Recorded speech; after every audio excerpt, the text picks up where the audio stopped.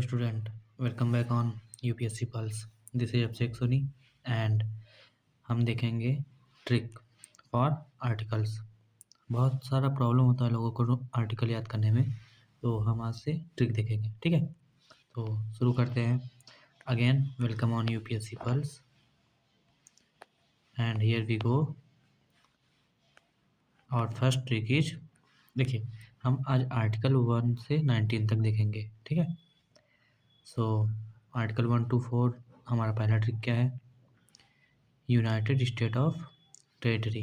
ठीक, United state of territory का मतलब है कि यूनाइटेड में क्या है? यूनियन ऑफ स्टेट है।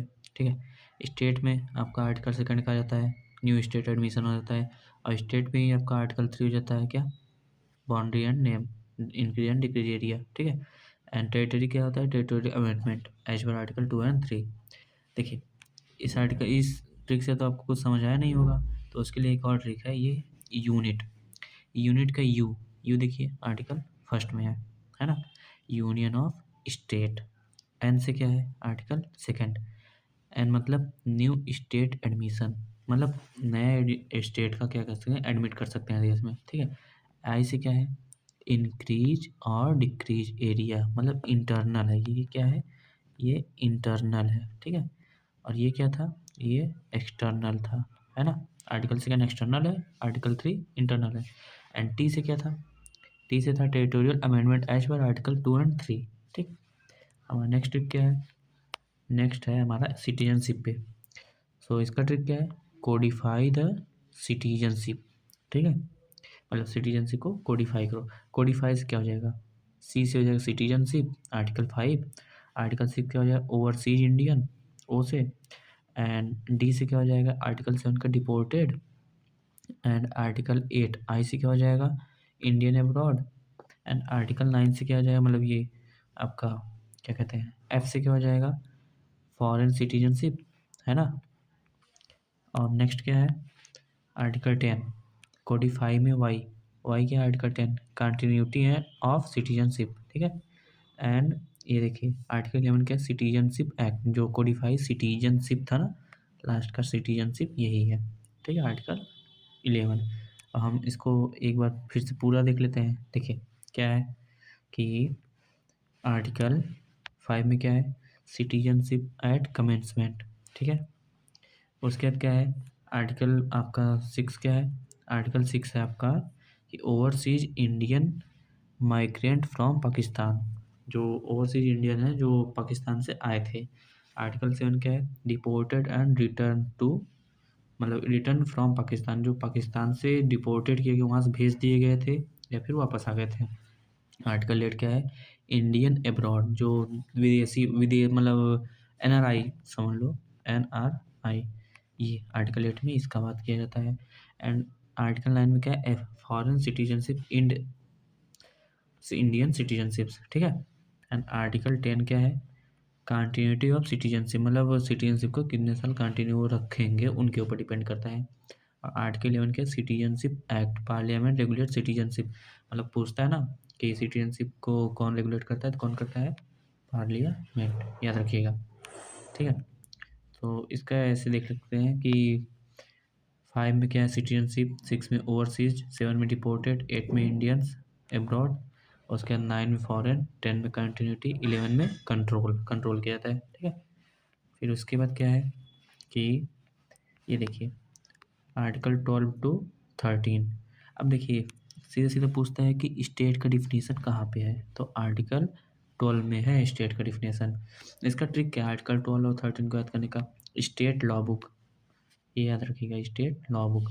स्टेट से आर्टिकल 12 का स्टेट डिफाइन करता है डिफिनीशन, और 13 में लॉ है, law inconsistent with fundamental right wide. ठीक, मतलब कि जो स्टेट के लॉ बनेगा, फंडामेंटल राइट को अगर वाइड किया जा रहा है, तो आर्टिकल 13 के अंडर में उस लॉ को क्या कर दिया जाएगा? बताइए, उस लॉ को ख़त्म कर दिया जाएगा, है ना? देखिए हमारा नेक्स्ट क्या है? नेक्स्ट है 14 to 19 आर्टिकल, है ना? फंडामेंटल राइट्स, जो कि कोर राइट होते हैं। आर्टिकल 14 क्या है तो सबको पता है, इसके लिए ट्रिक तो चाहिए नहीं। Equality before law. ठीक है, अब इसमें ट्रिक क्या है कि पहला नेशन को रखा जाएगा, दूसरा मतलब 1 से हो गया नेशन, नेशन एक है, 4 से इक्वलिटी, मतलब 1 और 4 14 इक्वलिटी, है ना। मतलब यहाँ पे क्या करते हैं आप लोग बताइए, यहाँ पे यही करते हैं ना, जनरल करते हैं, जनरल ओबीसी, उसके बाद एससी एसटी। तो उसका मतलब ये इसका 4 का मतलब कहना है कि सब इक्वल हैं, सब क्या है, इक्वल है, कोई भी यहाँ पे भेदभाव नहीं होगा। ठीक। आर्टिकल 15 क्या कहता है ये देखिए, आर्टिकल 15 कहता है कि no discrimination based on religion, race, caste, sex, place of birth. मतलब कि किसी के साथ भी कोई भी डिस्क्रिमिनेशन नहीं होगा, किसके बेस पे, रिलीजन के, रेस के, कास्ट के, सेक्स के और प्लेस ऑफ बर्थ की, वो कहाँ पे पैदा हुआ है ना। इसका ट्रिक क्या है कि इमेजिन करिए 15 ईयर ओल्ड जो बच्चा होता है वो क्या करेगा, डिस्क्रिमिनेशन को हेट करेगा कि नहीं। तो ऐसे आर्टिकल 15 में क्या है कि डिस्क्रिमिनेशन को हेट किया जाता है कि ख़त्म करो इसको। ठीक है। आर्टिकल 16 क्या है कि इक्वालिटी इन पब्लिक एम्प्लॉयमेंट, मतलब कि कहीं भी पब्लिक एम्प्लॉयमेंट हो रहा है, मतलब सरकारी नौकरी हो गया या फिर कहीं भी आपको पब्लिकली जॉब मिल रहा है, तो वहाँ पे क्या रहेगा, इक्वालिटी रहेगा, वहाँ पे डिस्क्रिमिनेशन नहीं किया जाएगा आपको। ठीक है, डिस्क्रिमिनेट नहीं किया जाएगा। देन आर्टिकल 17 क्या है, एवोल्यूशन ऑफ अनटचबिलिटी, अब छुआछूत वाला। आर्टिकल 1 और 7 देखिए, 7 में से 1 गया तो रिमूव, मतलब क्या कहते हैं कि रिमूविंग ऑफ अनटचबिलिटी। ठीक है, 1 to 7 मतलब रिमूव करो, इसको ख़त्म करो। ठीक। नेक्स्ट क्या है हमारा, आर्टिकल 18 एवोल्यूशन ऑफ टाइटल्स, मतलब कि देखिए आर्टिकल 18 में क्या है, एवोल्यूशन ऑफ टाइटल्स है, मतलब टाइटल जैसे कि उनको मिलता था ना पहले कि शेर बहादुर, ऐसे ऐसे करके टाइटल मिलता था ना, तो इस टाइटल को ख़त्म कर दिया गया है, बिना प्रेसिडेंट के अलाउ किए आपको टाइटल नहीं मिल सकता है ना। नेक्स्ट है आर्टिकल 19, 6 फ्रीडम होते हैं आर्टिकल 19 में, आप सबको तो पता ही होगा कौन कौन से फ्रीडम होते हैं, बताइए। देखिए फ्रीडम ऑफ, मतलब फ्रीडम टीम्स करके ये आर्टिकल है, मतलब वो ट्रिक है, सॉरी।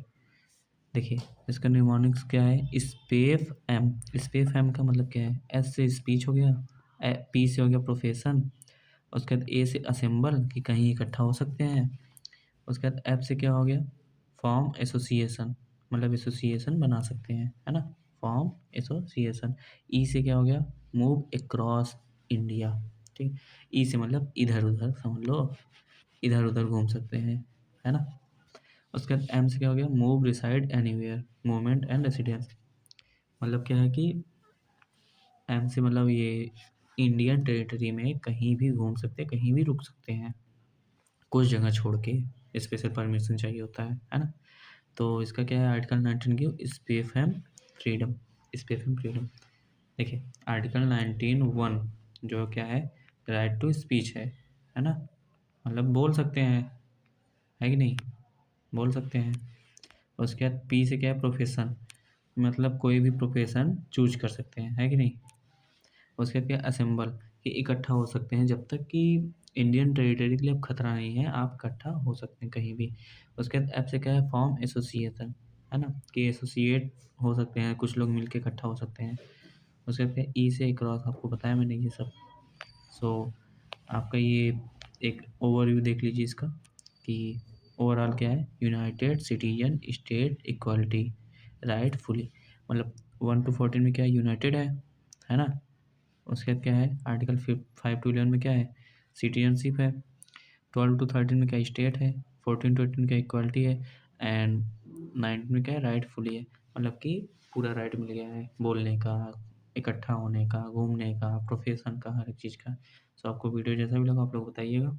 नेक्स्ट ट्रिक हमारा रहेगा आर्टिकल 20 to 32। ठीक है।